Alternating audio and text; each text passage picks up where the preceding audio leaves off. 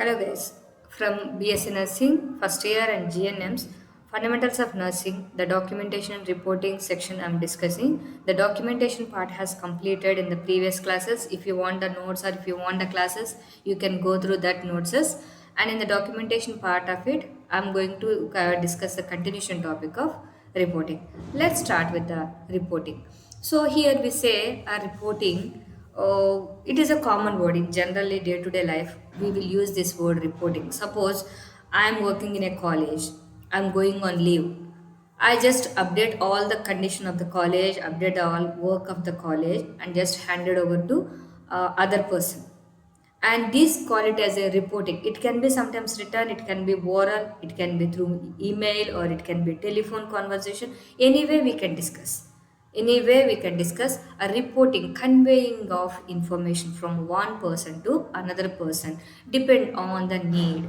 We call it as a reporting. Let's move on different types of reporting in the hospital setup, especially when we move further. What kind of reports we are using in the area of patients, in the area of administration, or in the area of the wards. What are the different techniques we are using for reporting or conveying of information from one person to another person?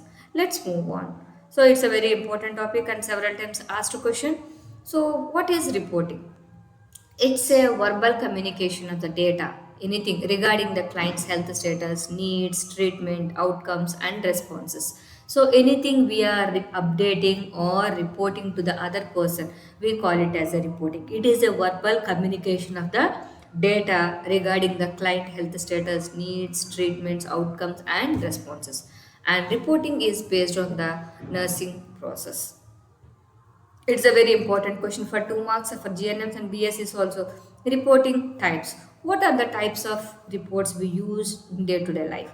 The first one is summary or hand-off report. Usually, these kind of reports will be taken, especially from when the nurses are changing their shifts, or when the nurses are changing their wards or their routines. Then the first one is summary or hand-off reports, and second one is walking around reports. This is a very common type of report which we can see in so many government hospitals. Like during the rounds, the HOD or the assistants or the doctors will be there, and when we follow the rounds, the doctors will advise some kind of actions to the patients for the progress of their recovery. Then in that situation, they may say suggest some kind of things like connect the admin oxygen or connect pulse oximeter. This we call it as a walking round reports. Or during the visit to the hospital, they may say this area is not clean, or that area they need to establish so and so. This kind of report we call it as a walking round reports. And third kind of report is incident or occurrence report. This is a very important thing and a legal document in a day-to-day life.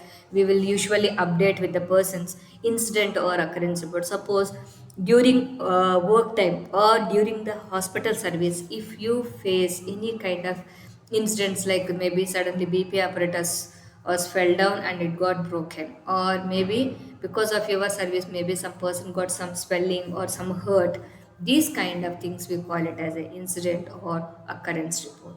And the fourth type is in the day-to-day life, especially during COVID time, they have used this kind of reports much, that is telephone reports and orders. Usually say that the patient is not feeling well, then give this injection, give this tablet, or change this position.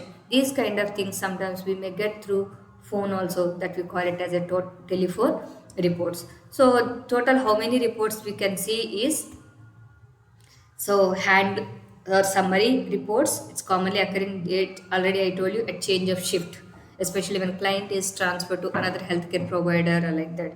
And walking rounds reports, this is already I said, like HODs when they do, they're in the special wards, like what kind of supervision. This includes interdisciplinary team approach. Next one is maybe incident or occurrence report, when you have certain kinds of any injuries or accidents or unwanted or untoward effects that happened in the ward. Those things when you update, we call it as an incident or occurrence report. And already I said telephone reports and orders, especially the nurse document the telephone report by including the following information: when the call was made and who made the call, and who was the called, and to whom she has given information. This kind of information should be given and should give according to the instructions. So overall, for the documentation and reporting, the general documentation guidelines, whether it is a writing or verbal things, what are the general guidelines or instructions you have to follow when you do documentation?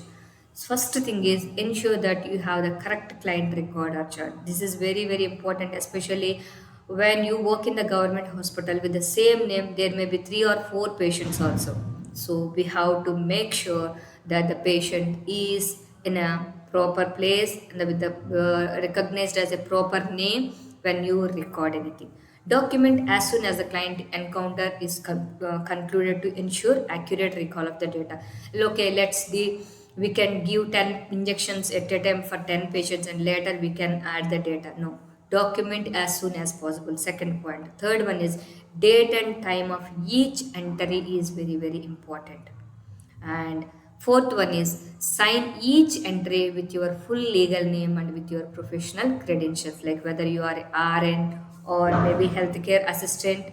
So we have to sign in and with a full name and with your profession credentials. And do not leave space in between entries. This is a very, very major mistake usually nurses do with some gap when we recording, when you document. Don't leave any spaces in between the entries because that can cause adding of the data when there is a situation of legal circumstances. That's why don't leave a space in between the entries. If an error is made while documenting, use a single line to cross out the error. Then put the signature date and where you have striked off or where you have cut down your documentation. Never change another person entry even if it is incorrect also. So, like you write down no problem, like that you never entertain, never change another person, even you have if it is incorrect or when you are busy at work or anything. Use quotation marks to indicate direct client responses. Suppose if client is saying that I wish I such kind of things are there, means you can use the quotation marks and document in logical order. Already I told you what are the elements or principles you have to follow in the documentation. Chronological order you have to follow. This date, maybe today is 19th. I cannot put 18th one day and 13th another date and another date 11th. It should come in the chronological order. And use a proper ink. Gel type of things never use for documentation purpose because if a water spill happens, the data may be erased. That's why use permanent ink when you are writing. Document all telephone calls that you received that are related to the client's case because there are situations where persons may say that I have not given a proper information or I have not told her to do so. In such case situations, we have to document everything properly in time. Then automatically it will be like a valid legal document. It secure your patient details, it secure your patient's treatment, secure your life, and secure even the hospital also. So that is the major things we have to follow and minimize the legal liability. That means when you want to escape from the legal problems or all those things, we have to maintain some important principles to minimize that legal problems. The first one is whatever you are doing, date and time is very, very important. Legibility is very important. Timing, legibility, permanence. Permanence is the document where you are writing in one paper and just leaving like that. It cannot give any assurance. So permanent, even using the ink is a very, very important thing in the permanence.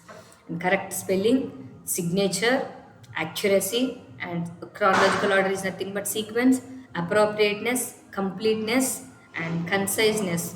Don't write a very big stories when you are documenting. So whether it is a narrative type or whether it is a just management by exception, what kind of data you need, so that much only you have to include and accepted terminologies only we should use when you are documenting. This is a word repeatedly I'm saying, accepted terminologies only should be used. So correcting errors, already I gave an example. If spelling is something in the chart is wrong, do not discard the notes or recopy or put original and copied sheets in the chart. Write a copied on copy. Okay, suppose if you are adding another paper, you have to say that don't discard any notes, because even in the legal document, numbers, page numbers will be there. If one is missing also, it can be considered as an illegal act has happened. So make sure that you should not discard anything. If you want to add another one, just copied or added like that, you can say. And do not scribble out charting, like missing the things, those things we should not be. And avoid using error or wrong patient when making a correction. When making any correction, you make sure that the patient document is correct or not.